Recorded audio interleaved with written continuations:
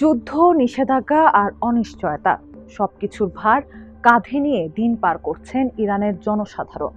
কয়েক মাস ধরে যুক্তরাষ্ট্র ও ইসরায়েলের সঙ্গে চলমান সামরিক সংঘাত এবং পাল্টাপাল্টি হামলার ফলে কার্যত ভেঙে পড়েছে দেশটির অর্থনীতি।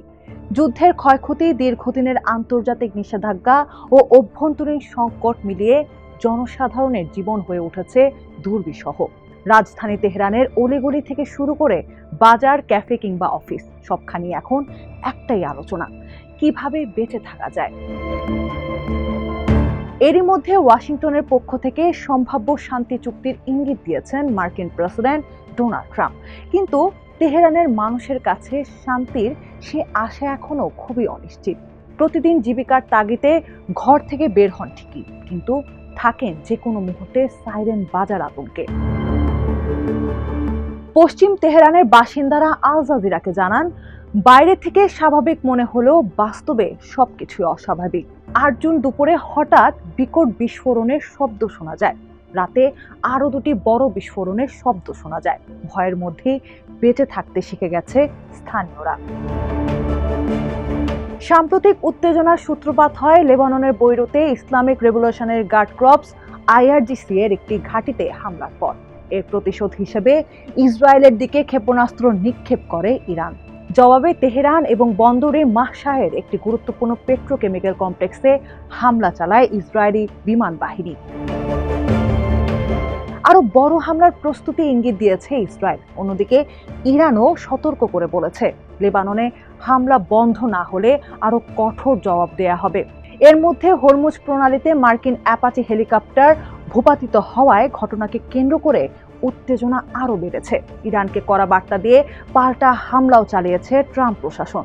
চুপ করে নেই ইরানও। মার্কিন হামলার কয়েক ঘন্টা পরে বাহরাইন, কুয়েত ও জর্ডানে মার্কিন ঘাঁটিতে আঘাত হানে তেহরান। যুদ্ধের চেয়েও বড় উদ্বেগ হয়ে উঠেছে ভবিষ্যতের অনিশ্চয়তা। তেহরানের এক তরুণ ডিজিটাল মার্কেটার জানান, তেহরান ও ওয়াশিংটনের মধ্যে স্থায়ী সমাধানের সম্ভাবনা কম। দুই পক্ষের অবস্থান একেবারেই বিপরীত। একজন যা বলেন, অন্যজন তার উল্টো অবস্থান নেন। ফলে জনসাধারণের সামনে অনিশ্চয়তা ছাড়া আর কিছুই নেই।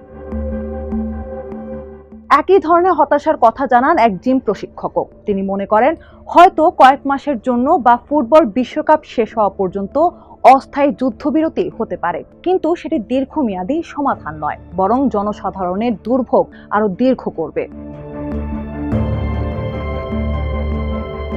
বর্তমানে ইরানিদের সবচেয়ে বড় শত্রু অর্থনৈতিক সংকট। লাগামহীন মূল্যস্ফীতি ও পণ্যমূল্যে অস্বাভাবিক ওঠানামায় মধ্যবিত্ত ও নিম্নবিত্ত পরিবারগুলো টিকে থাকা কঠিন হয়ে পড়েছে।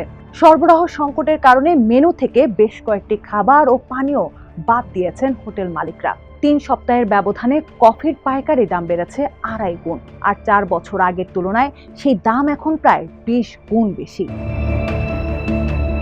স্থানীয় কসাই, রুটি বিক্রেতা, মুদি দোকানিরাও একই ধরনের সংকটের কথা বলছেন। পণ্যের দাম বাড়ার কারণে সকালের মুনাফা দিয়ে বিকালের নতুন পণ্য কেনাও কঠিন হয়ে পড়েছে। অভ্যন্তরীণ দুর্নীতি, অব্যবস্থাপনা ও দীর্ঘদিনের মার্কিন নিষেধাজ্ঞার কারণে ইরানের অর্থনীতি আগে থেকেই দুর্বল ছিল। সাম্প্রতিক যুদ্ধ পরিস্থিতি সেই সংকটকে আরো ভয়াবহ করেছে।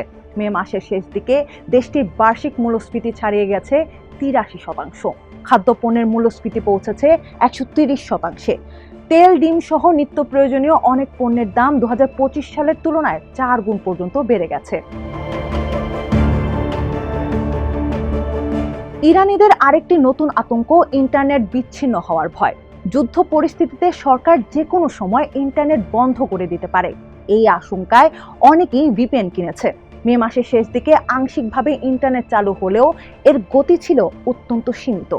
তবে ইন্টারনেট চালুর পর সরকারের মধ্যেই সমালোচনার মুখে পড়েন প্রেসিডেন্ট মাসুদ পেজিশকিয়ানের প্রশাসন।